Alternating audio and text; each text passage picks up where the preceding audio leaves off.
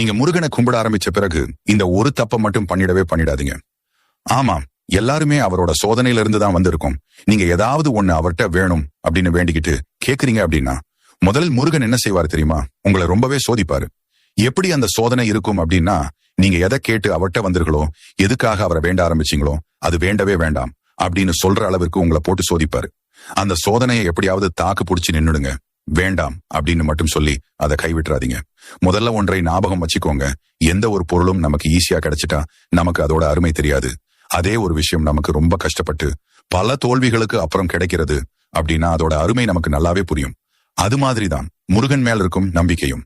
நீங்க கேட்ட உடனே அவர் அதை செய்து விட்டார் உங்களுக்கு. அதோட அருமை என்னைக்குமே புரியாது.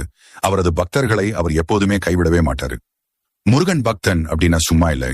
வாழ்க்கை அப்படி ஒன்றும் எளிது இல்லை. அதுல கஷ்டம், நஷ்டம், துன்பம், இன்பம், துயரம் இப்படியெல்லாம் கலந்துதான் இருக்கும் என்றைக்குமே. இதை நாம்